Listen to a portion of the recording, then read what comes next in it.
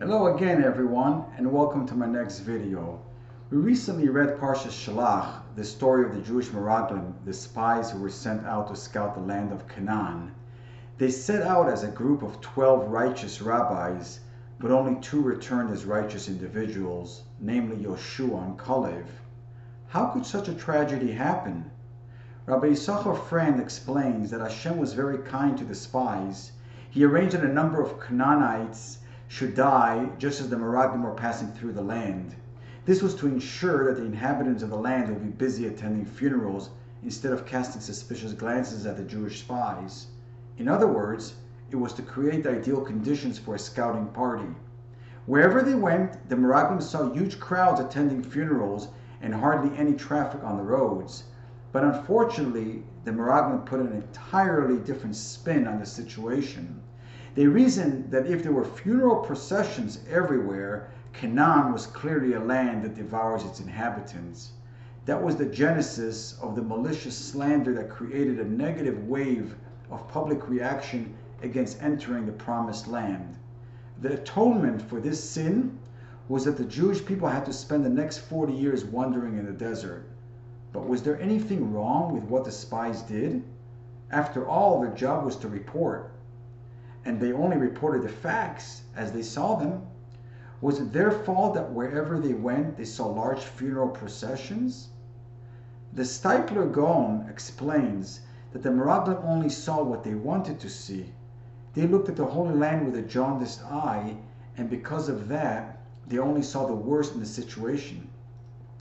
Had they been more positive in their outlook, they would have understood that their interpretation of events was all wrong. You see, if Canaan was indeed a land that devours its inhabitants, and death was always rampant there, the logical conclusion would be that people would not be attending funerals in such large numbers. Society could not function if everyone spent a good part of their day marching in funeral processions, because nothing would ever get done. If people were in fact dying in droves, as happened recently in many countries during the COVID-19 epidemic, there would be few, if any, large funerals, and no one but the most immediate family and closest friends would be attending them. So if the Meraglim would have made an honest assessment of the situation, they would have realized that such large funeral processions proved exactly the opposite of what they had concluded. It actually demonstrated that death was a rarity in Canaan, and having so many funerals at once was a rare phenomenon that brought out the shock crowds in great numbers. If they had managed to see beyond their own bias, they would have perceived that it was indeed the hand of Hashem, so they could be scouting undisturbed. According to the Baal HaTurim, the spies were subconsciously concerned that they would lose their prominent positions and political status once the land would be conquered. A person hears what he wants to hear and sees what he wants to see. The Meraglim came into the land subconsciously seeking something to criticize, all because of their own personal interest. Also, the Meraglim began their lie with a bit of truth. They described the land as a beautiful one with luscious fruit, but immediately after that they said, Ephes, but, as in, the land is beautiful, but. Chazal state that every good lie has to have some truth intertwined with it in order for it to be believed. So here are the lessons that we learn from Parshas Shalach. A. The 12 righteous rabbis started a journey, but only 2 returned righteous. The rest decided to lie and twist the facts in order to protect their personal interests. B. They weaved some true statements in with the lies in order to get the people to buy into their story. And C. The combined lashon hara spoken by the Meraglim against the land of Israel and the acceptance of that lashon hara by the populace brought upon that generation a grave sin that caused them to die in the desert and not merit to enter the land of Israel.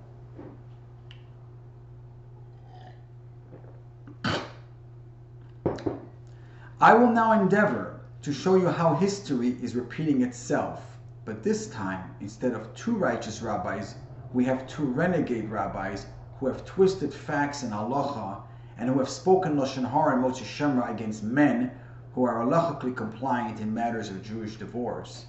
And just like the spies of old, they see what they want to see and hear what they want to hear. To that end, this video is going to serve as a response to the COLLIVE episode on Zoom and YouTube, which took place on Motzi Shabbos of Parshas behaloscha. The title of the episode was Get Abuse Live Event, hosted by Mr. Choni Mileki, with guests YY Jacobson and Avi Kahan, which I will link below.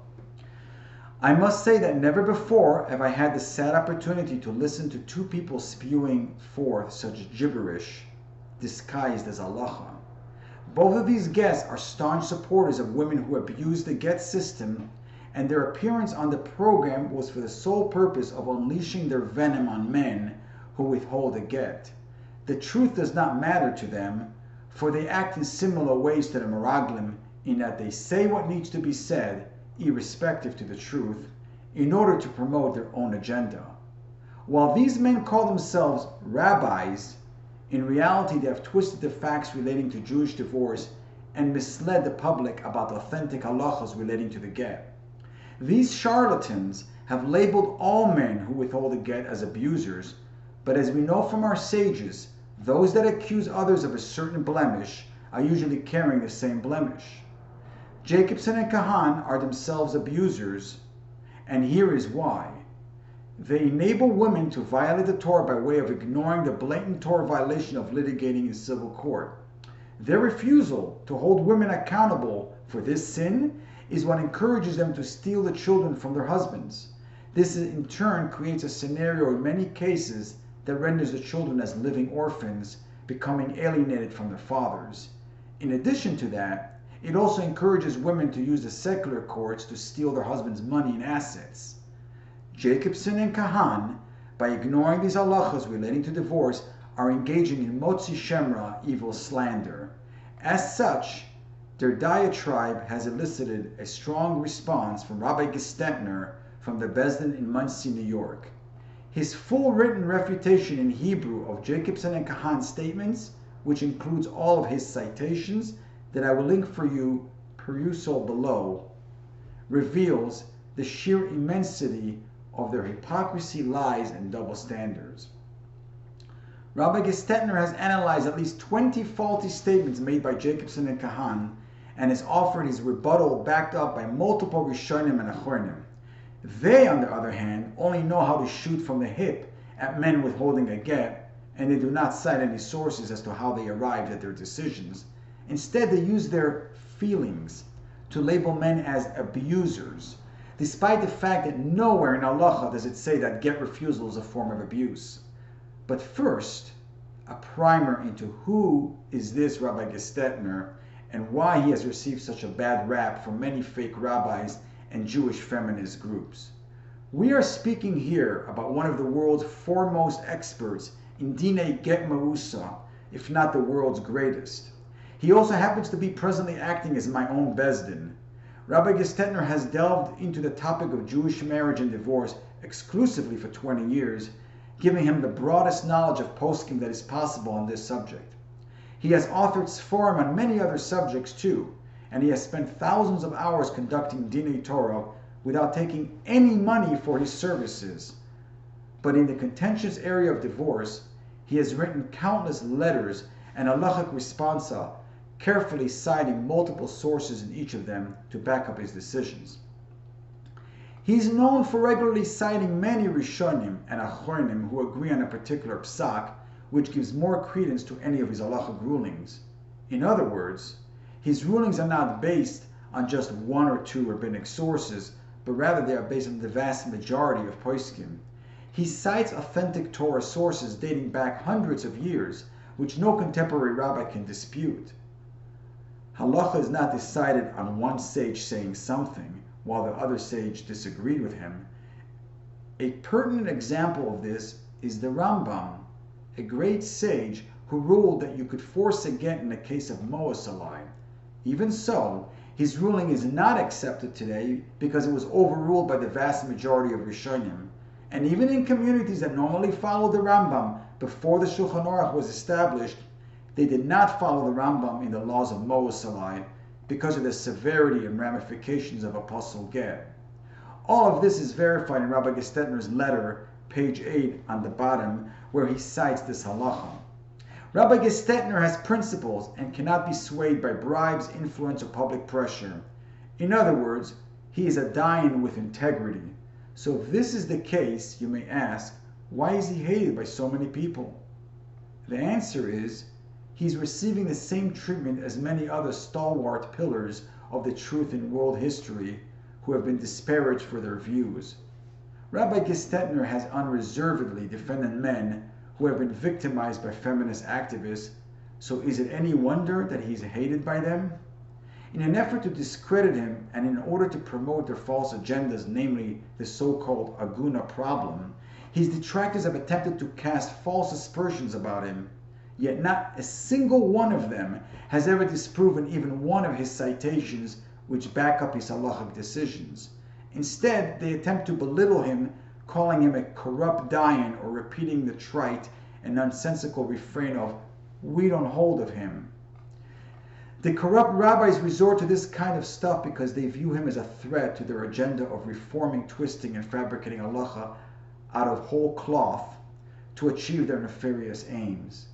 And in my own case, Rabbi Gestetner has valiantly defended me over the years after carefully analyzing all of the elements of my case and finding that I have been viciously attacked by many people, including those like YY Jacobson and Avi Kahan, who falsely labeled me a get refuser and an abuser, among other pejoratives. This is despite the fact that I have been 100% compliant with halacha, while my ex-wife Lana Ralbag was not compliant at all. The mistake that most unlearned people make is equating Judaism with secularism and all the other isms of the world. But we have a Torah and its halachic principles for a reason. Its guidelines dictate how we achieve rulings in everything, including matters of divorce. We even have rules and guidelines about how to reach a decision in a case where there are differences in opinions amongst the poskim. Any dayan who ignores these guidelines and rules at his whim is considered a dayan sheker, a false judge. You see, Judaism does not equal progressiveness in halacha. That is the exclusive realm of the Reform movement only. Halachic principles are unwavering and cannot ever be changed or amended to fit some random social justice warrior's agenda. Halacha cannot be decided based on the fact that a certain act appears to be abusive, cruel, or inhumane to the man on the street. To do so is to cast aspersions against the great sages and the Torah itself. For example, there are some people who think that circumcision and Jewish ritual slaughter are cruel and inhumane procedures. Should we then work to outlaw them? Well, if Hashem is the one who wants us to do these things, by definition they are not cruel, because the verse states that God has mercy on all of his creations. Or to give another example for this, is take a sincere Jewish woman who wants to give testimony in a bezin regarding a matter that she herself had witnessed, only to find out from the bezin that they cannot accept her testimony only because of her gender. This would be true even if Miriam Hanaviah herself were the witness. Now, to be sure, there are some people who would say that this rule is discriminatory, misogynistic, and outright abusive towards all women. But that notion stems only from ignorance about how the Torah operates. It also demonstrates a lack of faith in Hashem that everything ordained in the Torah is divine and just.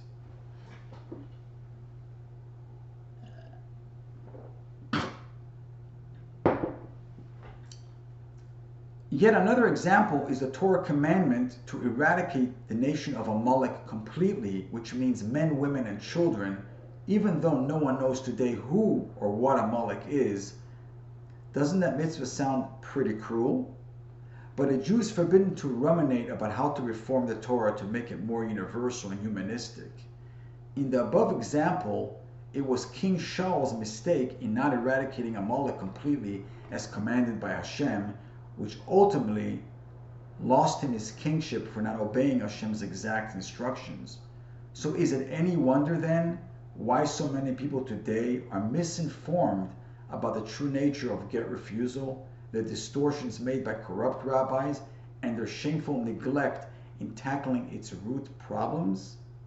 But you see, all of those people have been misled by the modern false prophets of our generation. And that is why Rabbi Gestetner has taken the trouble to compile a lengthy response to the aforementioned Zoom interview in order to correct the misinformation that these two individuals have put out. As Rabbi Gestetner writes his responsa in Hebrew, I will endeavor to be his voice in English and will do my best in the upcoming videos to explain his responses to their statements along with some of my own reflections on the subject. In the meantime, I encourage all of you who can read and understand scholarly Hebrew to please watch the Zoom video and then read Rabbi Gestetner's full response. Just prepare to have your breath taken away as you begin to understand to what level our corrupt rabbis will stoop to in order to tamper with the Torah laws, especially those of Jewish divorce. Yesterday, we read Parshas Korach. Once again, I will share with you an insight from Rabbi Friend. When Korach chose to quarrel with Moshe, he not only met his downfall, but he caused his entire family to descend to Gehenna, including little children. The Chaim in his Shar Zechira spends several chapters discussing the sins of machlokes, dissension. This sin, writes the Chaim, is one of the most destructive, both in the havoc it wreaks in people's lives and in the spiritual damage it causes to the soul.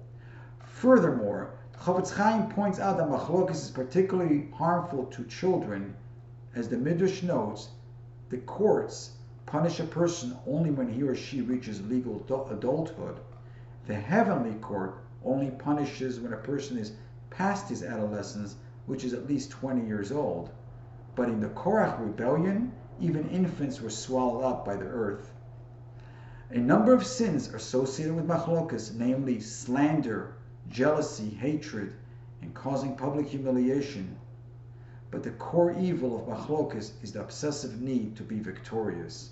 The quarrel may begin over some genuine issue, but before long it flares out of control and takes on a life of its own. The original issue is no longer so important as much as the winning itself. The Mishnah in Avos 5:17 states that any argument l'shem shamayim, for the sake of heaven, will have lasting results, and any argument not for the sake of heaven will not have lasting results. The Mishnah goes on to give examples of these two types of disputes. An argument for the sake of heaven is like that of the school of Hillel and Shammai, two sages who were always disagreeing with one another in halacha.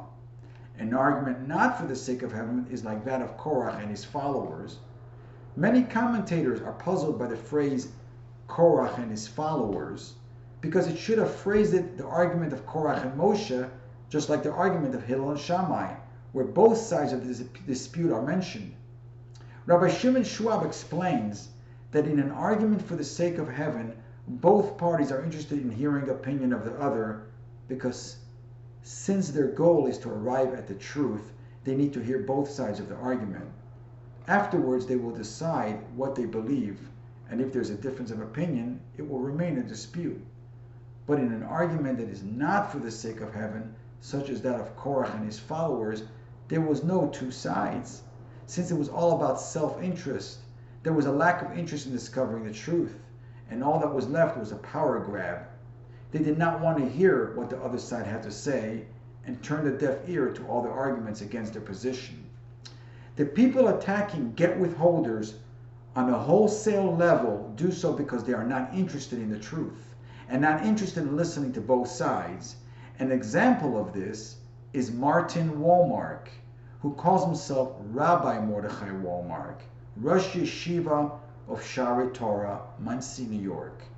However, a more apt title would be Rosh HaBiryanim, or Ma Boss. You see, Walmark the felon was caught by an FBI sting operation in 2013 and imprisoned in 2015 from being part of a kidnapping ring with Mendel Epstein. You can Google his name. Their corrupt bezdins ruled that a certain man, who unbeknownst to them was really an undercover FBI agent, deserved to be kidnapped and tortured in order to obtain a get from him. Walmark's arrest brought to light his faulty bezdin practices, which did things against halacha to obtain gets, and all of his gittin that were procured together with Mendel Epstein were rendered invalid. Even so, Walmart has been appearing at rallies lately in support of women violators of halacha such as Lana Ralbag. You would think that a felon like this would keep himself very far away from this issue, which ultimately led to his downfall. But amazingly, Walmart has returned to the pigsty to continue his dirty work of Get Marusa. So the members of the social media Get rabble-rousing mob, such as Murray Bitesh, Aliza Salem, and Flatbush Girl, are now associating with felons in their dirty work. These reformers pick and choose which mitzvahs to follow, as can be seen from their immodest forms of dress, for example. Yet people like Kahan and Jacobson, Walmart, and Shlomo Weissman associate with them, giving them support and appear on video chats with them. This alone should tell you what sort of rabbis we are dealing with here. As it says in Pirkei Avos, Oile Rasha, Oile Shchenoi. Your actions tell us what camp of Judaism you belong to. In the end, these destructive Korach followers' only achievement will be to bring their women clients faulty gittin. Did you ever see Sephardic Jews organizing rallies against Ashkenazi Jews because the latter refused to eat Bet Yosef? Or Ashkenazim doing protests against Sephardim because they eat rice on Passover? No, of course not. That would be absurd. So why then in matters of divorce, when there are many halachic decisions and opinions that actually support men's get withholding in certain cases, do we see street mobs verbally assaulting men along with their corrupt rabbis' blessings? Aren't the men entitled to follow the rabbinic opinions on the subject? More than that, Rabbi Gestetner's citations reveal that the majority of poskim don't approve of the aggressive approach taken by the enemies of Hashem. But as I said, when you are dealing with followers of Korach, there is no quest for the truth, only a power grab to force their view and opinion on all of the Jewish people. If you ask any 10-year-old Jewish child, what kind of man was Korach? He would answer that Korach was a very wicked man. This is because we all know how the story ended. But in actuality, Korach was one of the Gedolei Hador, from the greatest people of his generation. If Korach could be found guilty of rebelling against Hashem and Moshe, distorting the Torah for personal gain, surely the rabbis of today can easily fall prey to the influences of the Jewish feminist movement, who are eager to do away with any halacha that empowers a man and leaves a woman vulnerable to the man's will and decision.